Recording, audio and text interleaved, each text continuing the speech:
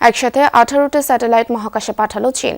দক্ষিণ চীনের হাইনান থেকে উপগ্রহগুলো নিয়ে পৃথিবীর লো আর্থ অরবিটের উদ্দেশ্যে যাত্রা করল লং মার্চ 8 রকেটটি। বিশ্বব্যাপী দ্রুত ও উচ্চগতির ইন্টারনেট পৌঁছে দিতে স্পেস সেল প্রজেক্টের আওতায় নতুন এই মাইলফলক স্পর্শ করল চীন, যা টেক জায়ান্ট ইলন মাস্কের স্টারলিংকের জন্য বড় চ্যালেঞ্জ। সিলন টি রপ্তানিতে শীর্ষে। একসাথে 18টি স্যাটেলাইট নিয়ে মহাকাশের উদ্দেশ্যে রওনা হচ্ছে লং মার্চ 8। এই যাত্রা দক্ষিণ চীনের Hainan commercial spacecraft launch site থেকে। গন্তব্য পৃথিবীর নিম্নস্তর বা সূর্যের যুগপৎ কক্ষপথ। মহাকাশ প্রযুক্তিতে একের পর এক সাফল্য পাওয়া চীনের নতুন চমক এই লং মার্চ 8।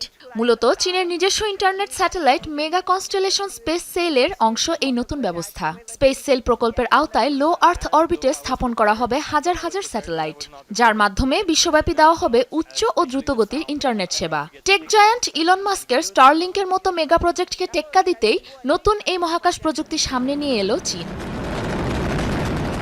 রকেটটি উৎক্ষেপণের অভূতপূর্ব এই দৃশ্য দেখতে জড়ো হয় বহু মানুষ, এমনকি বিভিন্ন দেশ থেকে ভিড় করে বেশ কিছু পর্যটক। কাউন্টডাউন শুরু হলো, এরপর একটি প্রচন্ড বিকট শব্দ। এক মুহূর্তের জন্য স্তব্ধ হয়ে গেলাম। শব্দটির তীব্রতা কেবল এখান থেকেই অনুভব করা সম্ভব। আমি বুঝতে পারছি কেন এই অভিজ্ঞতা নিতে মানুষ দূর দূরান্ত এমনকি এক দেশ থেকে আরেক দেশে যায়। মহাকাশ প্রযুক্তিতে নতুন নতুন মাইলফলক অর্জন করে দিন দিন আরো সফলতার দিকে এগিয়ে যাচ্ছে চীন। আমি ভেবেছিলাম এই অভিজ্ঞতার জন্য আমি প্রস্তুত, কিন্তু বাস্তবে আমি মোটেও প্রস্তুত ছিলাম না। এটি আমার ভাবনার চেয়েও অনেক বেশি মনোমুগ্ধকর ছিল। আমি ছবি ও ভিডিওর জন্য ক্যামেরা নিয়ে এসেছিলাম, কিন্তু রকেট উৎক্ষেপণ শুরু হওয়ার পর বিকট শব্দের কারণে ক্যামেরা বন্ধ করে কানে আঙ্গুল দিতে বাধ্য হয়েছি। পূর্ববর্তী প্রকল্প লং মার্চ 7 এর উপর ভিত্তি করে নির্মাণ করা হয়েছে আরও উন্নত প্রযুক্তির এই স্পেস সিস্টেমটি, যা বহন করতে পারে 5000 কেজি পর্যন্ত ওজন। এরই মধ্যে এর উন্নত সংস্করণ লং মার্চ 8 এর সামনে এনেছে চীন।